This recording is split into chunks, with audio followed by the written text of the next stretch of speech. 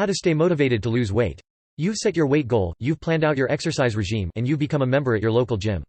Now, you just have to maintain that level of enthusiasm to reach those numbers. While losing weight may seem a daunting task, a few simple techniques can keep you motivated for the long haul, and allow you to have fun in the process. Maintaining your diet. Avoid fad or crash diets. When you put yourself on a diet of maple syrup and chili powder, it's pretty obvious that you're not going to stick with it. Even diets that are carb-free or all-protein are recipes for non-committal.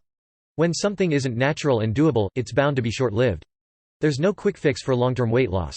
If your diet involves severe calorie limitations, self-induced vomiting, cutting entire categories of foods or only consuming one category, using laxatives or weight loss medications or products, it's not healthy. You'll be better off and more motivated with a diet that makes you look good and feel good for a long, long time.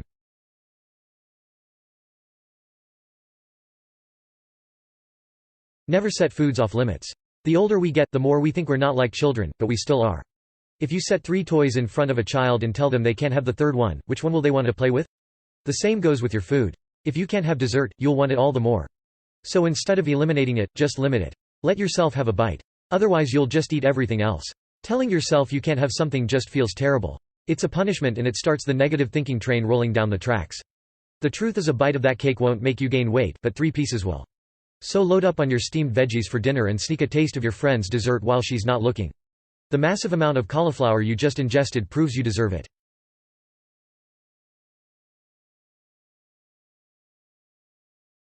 Find alternative ways to cope with emotions. When friends gather, be it in celebration, commiseration, or just to kill time, what do?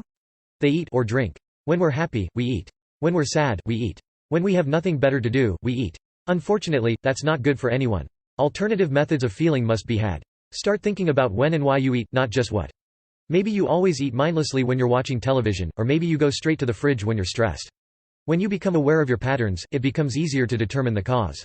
Start by keeping your hands busy. Knitting, reading, or doing a word puzzle can keep you from grabbing the popcorn. 1.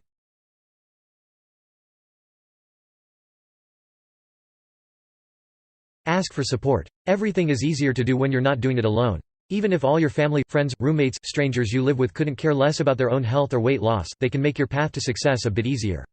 If they know what your plan is, they'll be less likely to tempt you to the dark side with cookies.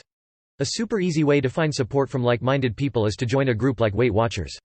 If no one in your own social network is fighting the weight battle, which would be hard to believe since practically everyone is, joining a group like this can be infinitely beneficial in staying on track.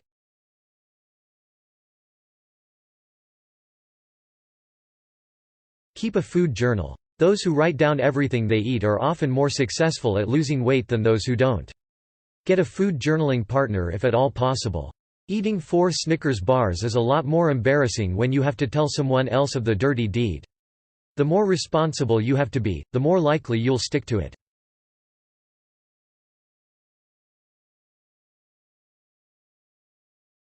Reassess your diet plan. As you diet and lose weight, your body gets used to your new habits and needs fewer calories with each pound you lose. You'll notice that 1700-calorie diet you're on just isn't giving you the results you once had. Bummer. If it's not working, why stick with it, right? Because of this, you'll need to reassess and adjust your diet plan. The skinnier you are, the fewer calories you need to consume. At a point, this becomes quite difficult. You could cut back the calories a bit, not too much, just an extra 100 or so a day, but the easier way would be to add on more physical activity.